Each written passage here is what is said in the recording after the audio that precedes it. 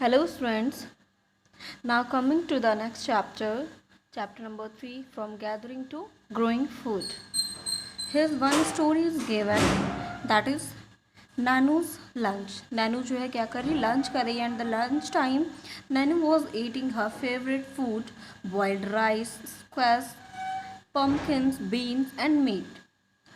ये सारी चीज़ें उसके लंच में हैं. And her grand mother had grown the squash, pumpkin and beans in the little garden plot at the back of her house. मतलब ये सारी चीज़ें जो भी ये खा रही है लंच में, इनमें से ज़्यादातर चीज़ें जो है उसकी ग्रैंड मदर ने जो है अपने प्लॉट के बैक साइड में जो गार्डन है वहाँ पे ग्रो किए हैं. And she remembered that the food had been so different when she had been to Madhya Pradesh as part of a school trip. मतलब उसे याद आता है कि जो है वो सारी चीज़ें जो है ये जो लंच वो कर रही है वो मध्य प्रदेश में जो लंच उसने उस टाइम पे किया था, जो वहाँ पे जो चीज़ें उसने खाई थी वो सब बहुत ही डिफरेंट थी यहाँ से, जो स्कूल ट्रिप में. And it was hot and spicy. और ये जो भी खा रही है वो लंच कर रही है that is very hot and spicy. And why was that so, और ये क्यों है इस तरह से, तो ये सारी चीज़ें हम इस चैप्टर में डिस्कस करेंगे. सो फर्स्ट है हम डिस्कस करेंगे वेराइटीज़ ऑफ फूड्स.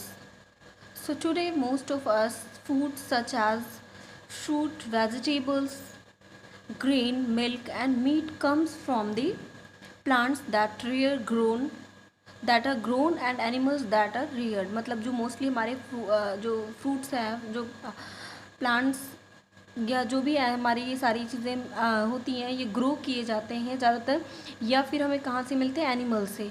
मतलब या तो प्लांट से या फिर एनिमल से मिलते हैं.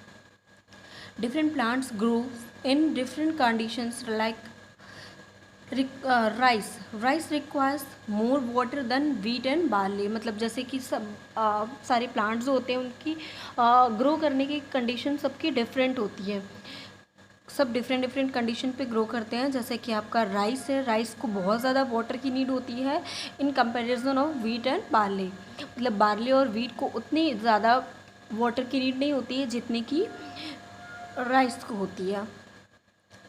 तो डिफरेंट एनिमल्स, अब यहाँ पे क्या है कि, और this explains why farmers grow some crops in some areas and not in others areas. और इस तरह से हम कह सकते हैं कि इसलिए जो है फार्मर्स जो है कुछ क्रॉप्स को अलग अलग एरिया में ग्रो करते हैं और कुछ क्रॉप्स को अलग एरिया में ग्रो करते हैं, जस्ट बिकॉज ऑफ नीड. मतलब जो भी रिक्वायरमेंट होती है जिस भी प्लांट को जिस टाइप की, वो उसी सीज़न में और उसी प्लेस पर ग्रो करते हैं. तो different animals too prefer different environment. जैसे कि एनिमल्स भी होते हैं जिन्हें डिफरेंट इन्वायरमेंट चाहिए होता है. तो for instance sheep and goat can survive more easily than cattle in dry hilly environments. Sheep और गोट जो है वो ज़्यादा जो है ईजिली मतलब सर्वाइव कर सकती हैं हिली एरियाज़ में और ड्राई इन्वायरमेंट में as comparison in another animals. But as you saw in the chapter 2, women and man did not always produce their own food. जैसे चैप्टर 2 में आपने देखा था कि वहाँ पे जो मैन एंड वुमेन थे वो हमेशा अपने फूड ग्रो नहीं करते थे. वो क्या करते थे, प्लांट्स में जो भी चीज़ें उन्हें अवेलेबल होती, जो भी फ्रूट्स वगैरह मिलते थे वो लेते थे वो. बट अब क्या हो रहा था कि अब धीरे धीरे उन्होंने प्लांट्स को ग्रो करना स्टार्ट कर दिया. तो अब हम नेक्स्ट देख रहे हैं कि the beginners of farming and herding. Farming और हर्डिंग के बिगिनर्स मतलब कहाँ से आए, कैसे स्टार्ट किया. We have seen in chapter 2 that the climate of the world was changing and so were plants and animals that people used as food. मतलब जो हमारा क्लाइमेट है वो हमारा चेंज हो रहा था. ये हमने चैप्टर में देखा, अभी लास्ट चैप्टर में हमने रीड किया था कि वहाँ पे जो क्लाइमेट है वो डिफरेंट प्लेसेस पे डिफरेंट था, और इस तरह से जो है प्लांट्स और एनिमल्स उनके जो है वहाँ पे जो भी फूड वगैरह हो रहे थे उनको उसके अकॉर्डिंग यूज़ कर रहे थे. तो men, women and children probably observed several things. The places where edible plants were found, how seeds broke off stalks, fell on the ground, and the new plants sprouted from them. मतलब ये सारी चीज़ें जो है वो उस time का जो एनिमल था, जो उस टाइम का ये मैन वुमेन और प्लेसेस थे, चिल्ड्रंस थे, वो सारी चीज़ें क्या कर रहे थे, वो बहुत ही अच्छे से ऑब्जर्व कर रहे थे. जब ऑब्जर्वेशन कर रहे थे तो उन्होंने वहाँ पे बहुत सारी चीज़ों को देखा कि कैसे एडिबल प्लांट्स कहाँ कहाँ पे अवेलेबल हैं, सीड्स कैसे ब्रोक होता है, फिर वो कैसे नीचे ग्राउंड पे गिरता है, फिर वो न्यू प्लांट्स कैसे उसमें से स्प्राउट होता है। इन सारी चीज़ों को बहुत ही अच्छे से वॉच आउट कर रहे थे। Perhaps they have begun looking after plants, protecting them from the birds and animals so that they could grow and the seeds could ripen. In this way people become farmers. मतलब ये सारी चीज़ें बहुत अच्छे से वॉच कर रहे थे और ये भी देख रहे थे कि उन्हें प्रोटेक्ट कैसे करना है बर्ड से, एनिमल से, और इस तरह से जो है हमारे जो अर्ली पीपल थे वो क्या बन गए, फार्मर बन गए इस तरह से। तो अब नेक्स्ट देखते हैं, women, men and children could also attract and then time animals by leaving food for them near their shelter. And the first animal to be tamed was the wild ancestor of the dog. मतलब उन्होंने क्या किया, फिर धीरे धीरे जो है जो एनिमल्स थे उनको भी अट्रैक्ट किया और जो स्टार्ट किया उन एनिमल्स को अपने आसपास रखना स्टार्ट किया, मतलब उन्हें पालना शुरू किया। तो जो फर्स्ट एनिमल उन्होंने टेम किया था अर्ली पीपल ने, that was the wild ancestor of the dog. Dog का क्या था, वाइल्ड एंसेस्टर था। Later people encouraged animals that were relatively gentle to come near the camps where they lived. और फिर जो है बहुत ही जेंटल एनिमल्स को वो रखते थे अपने कैंप के आसपास। And these animals such as sheep है, गोट है, cattle and also the pig lived in the huts, जो कि हर्ट्स में रहते थे। And the most of them ate grass, मतलब उनमें से बहुत सारे एनिमल्स थे जो केवल ग्रास खाते थे, तो इससे उन्हें बहुत ज़्यादा इधर उधर उनके फूड के लिए भी परेशान नहीं होना पड़ता था। Often people protected these animals from attacks by other wild animals. और ये एनिमल्स इनमें से कुछ होते थे जो कि उन्हें सेव करते थे अदर वाइल्ड एनिमल्स के अटैक से। This is how they become हर्डर, और इस तरह से वो हर्डर्स बन गए। डोमेस्टिकेशन एक नेम है that is given to the process in which people grow plants and look after animals. मतलब एक ऐसा जो है ये नेम है जिसमें हम उन उसको कहते हैं कि इन विच पीपल ग्रो, मतलब पीपल क्या करते हैं, प्लांट्स को ग्रो करते हैं और एनिमल्स को रखते हैं या उन्हें पालते हैं, उनकी देखभाल करते हैं। Very often plants and animals that are tended by people become different from wild plants and animals, and this is because people select plants and animals for domestication। मतलब ये इसलिए होता है क्योंकि वो अपने डोमेस्टिकेशन के लिए जो है एनिमल्स और प्लांट्स को रखते हैं अपने पास, एनिमल्स को।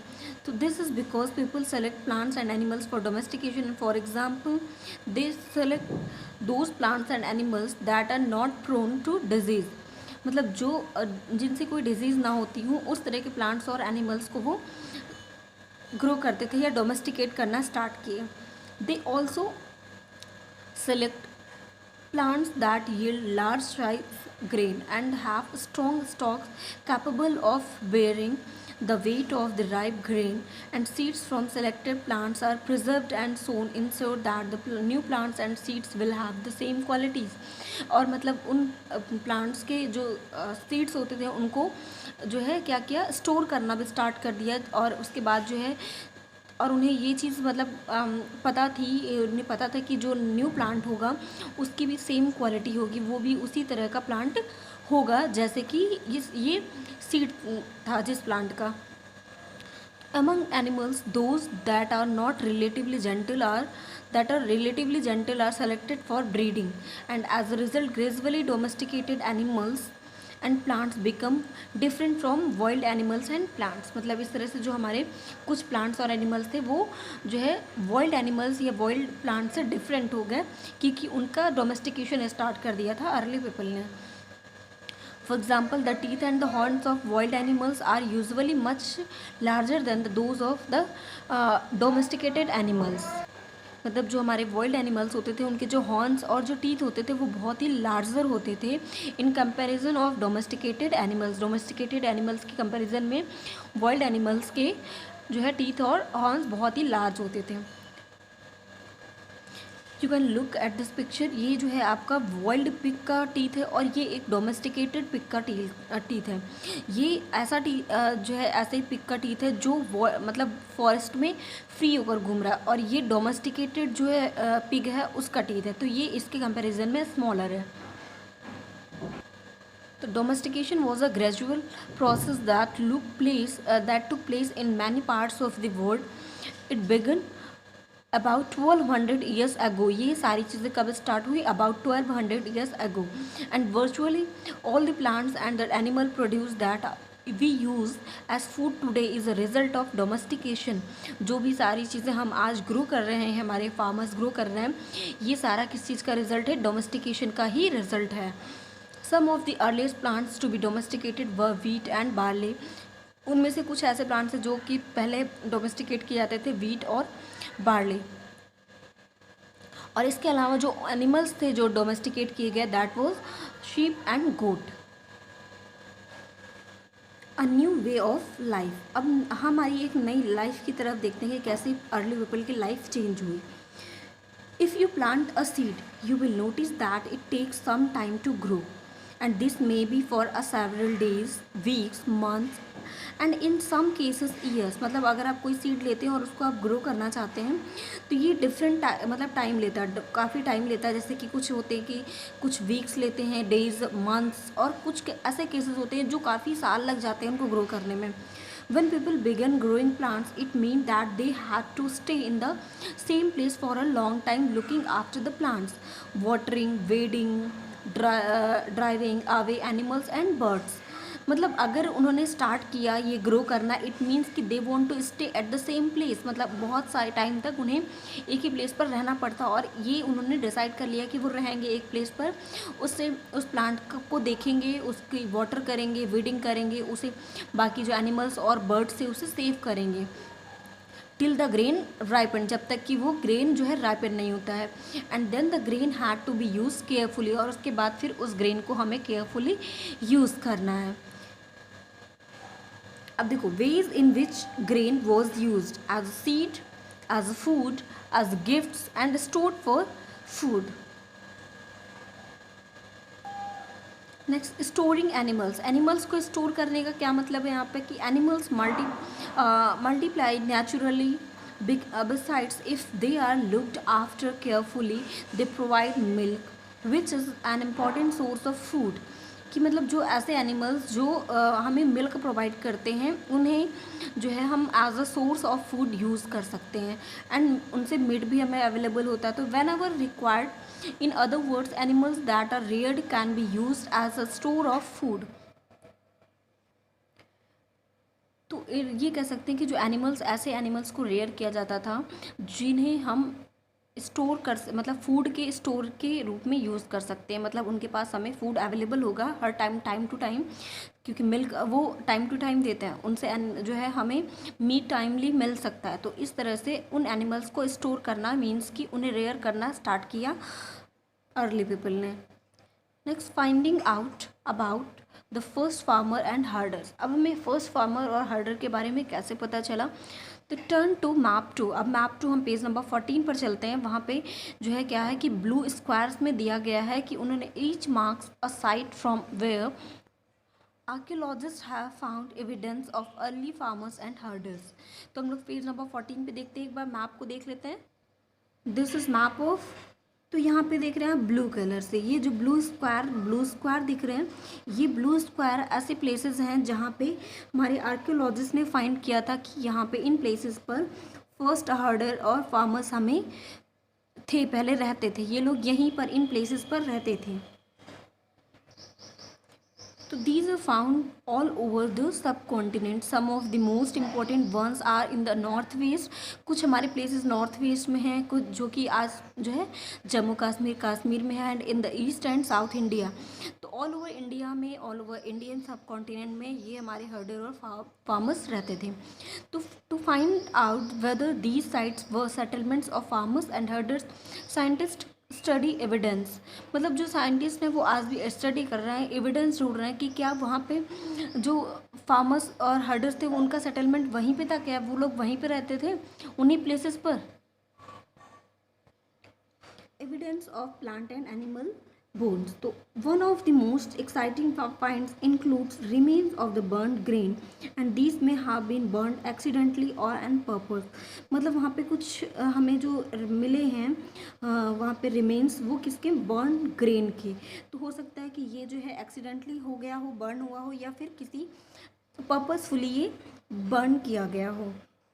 Scientists can identify these grains and so we know that a number of crops were grown in different parts of the subcontinent and they can also identify the bones of different animals.